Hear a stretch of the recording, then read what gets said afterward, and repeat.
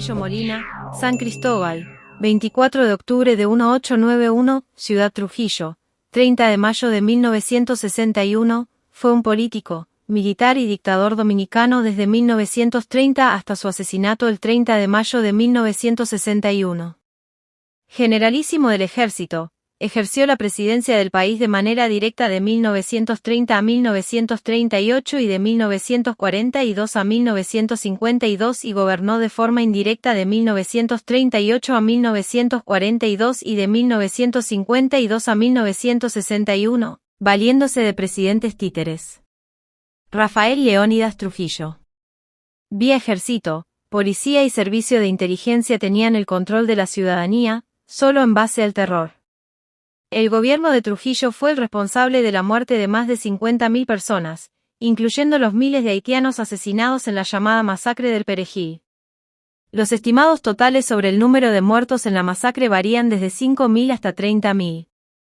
Robert Krasweller menciona esos estimados y acota que una cifra entre 15.000 y 20.000 sería razonable, aunque seguiría siendo una conjetura. También hubo víctimas de otras nacionalidades, como cubanos, colombianos, venezolanos y españoles. Como producto surgido de la Guardia Nacional, creada por los estadounidenses durante la primera ocupación del país en 1916, Trujillo prestó especial atención a las Fuerzas Armadas. El personal militar recibió generosa paga y beneficios bajo su gobierno, el ejército se amplió numéricamente y se incrementaron los inventarios de equipos. Trujillo mantuvo el control del cuerpo de oficiales a través del miedo, el clientelismo y la frecuente rotación de tareas, cita requerida. El régimen de Trujillo se desarrolló en una época fértil para los regímenes dictatoriales en América Latina, siendo contemporáneo con otros gobiernos similares dentro de la cuenca del Caribe, aunque a decir de algunos autores, su dictadura se caracterizó por ser más descarada, brutal y eficiente que las demás a su alrededor. Paralelamente, Trujillo tuvo en contra varios gobiernos extranjeros opuestos a su dictadura, entre ellos Rómulo Betancourt de Venezuela, Juan José Arévalo de Guatemala, Ramón Grau San Martín de Cuba, Eliel Scott de Haití y José Figueres Ferrer de Costa Rica, cita requerida. Golpe de Estado a Vázquez y ascenso al poder con el triunfo de Horacio Vázquez en las elecciones que siguieron a la desocupación de las tropas estadounidenses en 1924, Trujillo permaneció al frente de la Policía Nacional. El 6 de diciembre de ese mismo año, el presidente Vázquez lo nombró teniente coronel y jefe del Estado Mayor. En 1930, estalló en Santiago una insurrección contra el presidente Horacio Vázquez y los rebeldes marcharon hacia Santo Domingo. Trujillo recibió la orden de someter la rebelión, pero cuando los amotinados llegaron a la capital el 26 de febrero, no encontraron resistencia alguna. Enterado el presidente Vázquez de que uno de los ideólogos de la insurrección era el propio Trujillo, decidió renunciar como una salida negociada a la crisis a fin de evitar derramamiento de sangre. Vázquez fue enviado al exilio y el líder rebelde Rafael Estrella fue proclamado presidente interino. Trujillo se convirtió en el candidato en las elecciones presidenciales de 1930 llevando a Estrella Ureña como vicepresidente. La candidatura opositora, representada por Federico Velázquez Hernández y Ángel Morales a la presidencia y vicepresidencia respectivamente, se retiró quedando la de Trujillo Ureña como única opción. La campaña electoral se realizó bajo un clima de terror provocado por Trujillo y su banda paramilitar la 42, dirigida por el mayor del ejército Miguel Ángel Paulín. Hasta los miembros de la Junta Central Electoral se vieron forzados a renunciar el 7 de mayo, siendo sustituidos por personas que respondían a la voluntad de Trujillo. El binomio Trujillo-Ureña ganó las elecciones el 16 de mayo, oficialmente con el 45% de los votos. Más tarde se supo que solo el 25% de los votantes acudieron a las urnas, lo que hizo pensar que fueron elecciones fraudulentas. El 24 de mayo de 1930 fueron proclamados oficialmente Trujillo y Ureña, presidente y vicepresidente del país, respectivamente. El 16 de agosto, a la edad de 38 años, Trujillo asumió la presidencia de la República. Peinado Secretaría de Interior y Policía Rafael César Tolentino Secretaría de Agricultura y Comercio José Manuel Jiménez Secretaría de Fomentos y Obras Públicas Teodulo Pina Chevalier Secretaría de Trabajo y Comunicaciones Genocidio de 1937, Matanza de haitianos Artículo principal, Masacre del Perejil. Trujillo siempre mostró preocupación por la inmigración haitiana a la República Dominicana y sobre la base de esto, desarrolló una política xenófoba en el país. Dicha política iba dirigida, por supuesto, a los habitantes del país vecino, aunque también afectó a dominicanos de piel significativamente oscura. En octubre de 1933 viajó a Haití para reunirse con Estenio Vincent, presidente del vecino país en ese entonces. Trujillo le propuso a Vincent revisar el acuerdo anterior de 1929 con relación a los límites de la frontera dominico-haitiana. Vincent aceptó y en marzo de 1936 ambos presidentes firmaron un nuevo acuerdo que estableció nuevos límites en la frontera. Desde el 28 de septiembre al 8 de octubre de 1937, Trujillo decidió el genocidio de miles de haitianos que vivían en la zona de la frontera dominicana con Haití en un evento conocido como la Masacre del Perejil o el Corte, donde tropas del ejército dominicano mataron, según estimados, entre 15.000 y 20.000 personas. Este hecho intentó ser justificado con el pretexto de eliminar infiltraciones conspirativas y como una represalia por la idea de que el gobierno haitiano cooperaba con un plan de exiliados dominicanos que buscaban derrocarlo desde la vecina nación. Política económica. Bajo los gobiernos de Trujillo se verificó un cierto bienestar económico. Su política económica se fundamentó en la eliminación del endeudamiento externo, la sustitución de importaciones y el fomento de la producción nacional. El 15 de agosto de 1938 se inauguró el puerto de Santo Domingo, lo que impulsó de manera significativa las actividades comerciales con el exterior.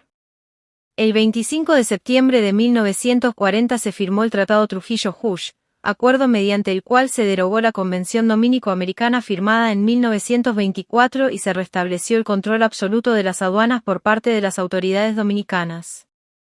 En 1941 Trujillo compró la sucursal del National City Bank of New York en Santo Domingo y el 24 de octubre de ese mismo año fundó el Banco de Reservas. En 1947, fundó el Banco Central de la República Dominicana y el 10 de enero de ese mismo año quedó establecido el peso dominicano como moneda oficial, terminando de esa manera el uso del dólar estadounidense como moneda de curso legal en el país. El 19 de julio de ese año Trujillo saldó la deuda externa del país ascendente a $9.271.855 americanos, cita requerida. Desde 1945 hasta 1950 el régimen de Trujillo propició un proceso de industrialización en el país, sobre todo en el ámbito agropecuario. Convencido de que Batista vencería a Castro, se sorprendió mucho cuando se presentó como un fugitivo, después de ser derrocado en enero de 1959. Trujillo mantuvo a Batista hasta agosto de ese mismo año como un prisionero virtual, y luego del pago de una cantidad estimada entre 3 y 4 millones de dólares, Batista finalmente pudo viajar a Portugal, país que le había concedido un visado. El dictador fue utilizado por el gobierno estadounidense para intentar derrocar al entonces naciente gobierno revolucionario de Fidel Castro. 40. Por su parte, Castro amenazó con derrocar a Trujillo, y este respondió aumentando el presupuesto para la defensa nacional. También, se organizó una legión extranjera para defender a Haití, ante la posibilidad de que Castro invadiera primero la parte oeste de la isla, cita requerida, para derrocar el régimen de François Duvalier. Intento de asesinato de Rómulo Betancourt. Artículo principal. Intento de asesinato de Rómulo Betancourt. A partir de 1959, Trujillo comenzó a interferir cada vez más en los asuntos internos de otros países vecinos. Trujillo expresó un gran desprecio por el presidente de Venezuela Rómulo Betancourt, quien era un abierto oponente del dictador que había estado asociado con los conspiradores dominicanos. Trujillo desarrolló un odio obsesivo y personal hacia Betancourt y apoyó numerosos planes de los exiliados venezolanos para derrocarlo. Debido a esto, el gobierno venezolano llevó el caso en contra de Trujillo a la Organización de Estados Americanos, OEA. Esta situación enfureció a Trujillo, quien ordenó a sus agentes extranjeros colocar una bomba en el coche de Betancourt.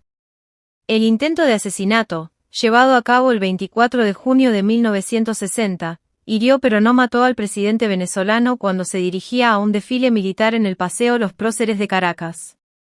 El atentado contra Betancourt puso a la opinión mundial contra Trujillo.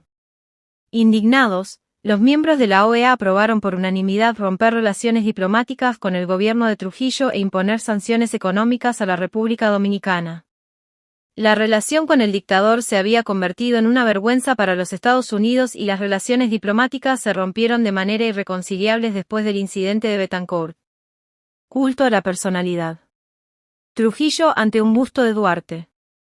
Una de las piedras angulares del régimen de Trujillo lo constituyó el culto a su persona. En 1936, a sugerencia de Mario Fermín Cabral, el Congreso aprobó por abrumadora mayoría cambiar el nombre de la capital Santo Domingo a Ciudad Trujillo. La provincia de San Cristóbal fue renombrada como Provincia Trujillo, y el pico más alto del país, el Pico La Pelona Grande, hoy Pico Duarte, fue renombrado Pico Trujillo en su honor. Cita requerida. Las estatuas del jefe fueron producidas en masa y erigidas en toda la geografía del país, y los puentes y edificios públicos también fueron nombrados en su honor. Los periódicos del país escribían elogios para Trujillo, como parte de la portada, y en las matrículas vehiculares se incluyó el lema «Viva Trujillo». En la capital del país se erigió un letrero de neón con el lema «Dios y Trujillo». Cita requerida. Con el tiempo, incluso las iglesias fueron combinadas a publicitar el lema «Dios en el cielo, Trujillo en la tierra». Conforme pasó el tiempo, el orden de la frase se invirtió a Trujillo en la tierra, Dios en el cielo. Cita requerida. Trujillo llegó a ser recomendado para el Premio Nobel de la Paz por sus admiradores, pero el comité rechazó la sugerencia. Cuando Trujillo recibía, o llamaba, a un visitante, sus 4 guardaespaldas disparaban hacia arriba. Cita requerida. Obligó a los intelectuales a escribir libros para después atribuirse su autoría. Cita requerida. Además, se adjudicó varios títulos honoríficos, tales como doctor, licenciado, padre de la patria nueva, benefactor de la patria, protector de la Iglesia y muchos más. Para entrar en la universidad había que rendirle pleitesía y para graduarse en la misma fue requisito indispensable hacer confesión pública de fe trujillista. Cita requerida. Feria de la Paz. El 20 de diciembre de 1955 fue inaugurado un evento para celebrar los 25 años de la obra de gobierno de Trujillo denominado la Feria de la Paz y Confraternidad del Mundo Libre, donde fue coronada una de sus hijas como Angelita, y con un vestido que costó alrededor de $80.000. Además, los organizadores de la feria proclamaron a la esposa de Trujillo, en esos momentos María Martínez Alba, como escritora y filósofa, a pesar de que era semianalfabeta. La feria le costó al Estado más de $30 millones, casi un tercio del presupuesto nacional de aquel tiempo. Ese gasto desproporcionado provocó una crisis económica de la que el régimen no se recuperó jamás. El desfile del millón el 24 de octubre de 1960 y para celebrar el cumpleaños de Trujillo, sus colaboradores organizaron un evento llamado el Desfile del Millón, en el que desfilaron cientos de personas de todos los sectores sociales. El principal objetivo del evento era reafirmar la popularidad de Trujillo y pedir su postulación para las elecciones de 1962, proyecto que quedó truncado por el magnicidio del dictador. Trujillo reorganizó el Estado y la economía a la vez que realizó una vasta labor de construcción de grandes obras de infraestructura en la República Dominicana. Su dictadura terminó con la inestabilidad política fruto del caudillismo arrastrado desde el siglo XIX, lo cual se reflejó en una cierta prosperidad y modernidad para los dominicanos, aunque gran parte de la riqueza generada en el país durante ese periodo terminó en las manos del dictador y sus familiares. Este desarrollo económico relativo se verificó aparejado con la restricción de los derechos y libertades civiles que fueron prácticamente inexistentes durante todo su régimen. Fue conocido popularmente como el jefe o el benefactor, pero también con apodos menos elegantes como Chapita, por su fascinación por las medallas. Los niños dominicanos lo emulaban construyendo medallas de juguete con tapas de botella. También fue conocido como el Chivo. En septiembre de 2010 fue enviado un proyecto de ley a la Cámara de Diputados de la República por el diputado Leyvin Guerrero del Partido Revolucionario Dominicano, el cual propuso la creación de un museo en San Cristóbal relacionado con la era de Trujillo. Varios historiadores dominicanos se opusieron a la propuesta. 44. Este proyecto generó un profundo rechazo y fue descartado. El 29 de mayo de 2011 se inauguró el Museo Memorial de la Resistencia Dominicana, donde se presenta una muestra de elementos de la era de Trujillo y los esfuerzos del pueblo dominicano para erradicarla. Aquí le presentó el discurso de la deuda eterna cuando la pagó el presidente Trujillo.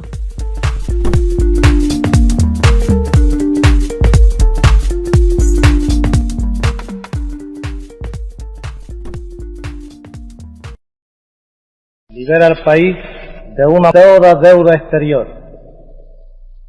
Al anunciarlo así, al pueblo dominicano, rebosante de júbilo patriótico en mi corazón, se ha realizado uno de mis anhelos más íntima y fervientemente acariciados. Cuando los sufragios del electorado dominicano me exaltaron libérrimamente a la más alta posición representativa de la República y echaron sobre mis hombros el áspero honor, la ruda tarea de conducirla en una de las más difíciles y torturantes horas de su historia, recogida el polvo del arroyo, puede decirse, la dejada y entristecida bandera de la patria, que los errores de los unos y los pecados de los otros habían envilecido. Y juré, con fe inconmovible, animado por el patriotismo, ennoblecerla, dignificarla y situarla en planos de altura tal que la condición de dominicano pudiéramos ostentarla con orgullo los hijos de América que hemos tenido el privilegio de nacer bajo el cielo que contemplara la epopeya del baluarte del Conde y la rebeldía indómita que inmortalizó al grupo heroico de Capotillo. Uno de los problemas vitales que en 1930 tenía frente a sí la República era el económico, el de la deuda exterior, que ascendía a casi 30 millones de pesos, que parecía de imposible solución para los dominicanos en tal angustia en aquel año que parecíamos en la oscura encrucijada no tener siquiera el derecho a la supervivencia ni a la esperanza. Y tenía el país sin medios ni recursos y, según todas las evidencias, arbitrárselos en pie y en plena vigencia, como la medusa de la leyenda, la Convención Dominico-Americana, que desde hacía largos años implicaba una grave lesión a la soberanía y a la mediatización de la independencia. Desde que advine a la jefatura del Estado, pese a las dificultades con que la naturaleza y las incomprensiones humanas sembraron mi camino de gobernante, me propuse hacer honor a mi nombre y al juramento que acababa de prestar por ante la faz de la nación. De cómo he cumplido con mis propósitos de bien público, lo saben notoriamente el pueblo dominicano y el mundo. De mi obra no hablo en la ocasión presente porque ella, sin precedente en nuestra historia, tiene la elocuencia de la realidad, de lo que vive y palpita. Solo me ocuparé en estas palabras dirigidas al pueblo dominicano, que es el representativo genuino de nuestra soberanía, del trascendental acontecimiento político-económico de la hora. Fue siempre obsesión patriótica de mi mente rescatar el país de la servidumbre financiera que nos sometía a la tutela de los insanos o de los incapaces, interdicto ominoso para un pueblo digno y, pese a los factores adversos a que me he referido antes, consagré todos mis empeños con premioso interés, con sagacidad, con cautela y sobre todo con trabajo sin tregua, científicamente orientado e imponiendo la más pulcra y honesta administración de los dineros públicos al propósito sustancial de llegar, no importaran los escollos y las ciertes que hubiera que sortear, las etapas difíciles a la finalidad ansiada por mí, acariciada por mis sueños de patriota, la libertad económica total de la República. El hito inicial de esa triunfal empresa de redención lo planteé con el acuerdo que propuse y obtuve al Consejo Protector de nuestros bonos, acuerdo revelador de nuestra capacidad de pago en aquella hora tan difícil para el mundo y de nuestra buena fe como deudores, que mereció las congratulaciones a la República del Departamento de Estado de Washington y de las más notables autoridades financieras del mundo. Después, el Tratado Trujillo-Hall, negociado y suscrito por mí personalmente en Washington en 1940, que devolvió a la República sus aduanas, que no controlaba desde hacía 34 años, y el manejo de sus rentas aduaneras que estaba internacional que se aprobó a un poder extraño. Ese tratado Trujillo Hall, segunda etapa de la redención económica nacional, fortificó mi fe, templó mi espíritu y aceró mi voluntad para la ruda tarea que emprendí de inmediato, ya que mi patriotismo y lo que yo entiendo era mi deber como supremo depositario de la confianza del pueblo dominicano, no quedarían satisfechos sino cuando la República quedara total y definitivamente liberada, sin obligación financiera internacional, sin que existiera un solo bono, ni siquiera por un centavo, por concepto de aquella deuda externa que, cuando se ascendía al poder en 1930, era de casi una treintena de billones de pesos, y nos vinculaba a otro Estado por un viejo instrumento internacional que era lesivo a nuestra soberanía. La tercera total, absoluta, incondicional, ha sido ya superada por mí. Lo anuncio así, con patriótico regocijo al pueblo dominicano. La ley en trámite de aprobación que nos capacita para el trascendental acontecimiento dispone los medios necesarios para, con nuestros propios recursos, ejecutarla inmediatamente y dejar colmado un viejo anhelo de mi patriotismo. Compatriotas,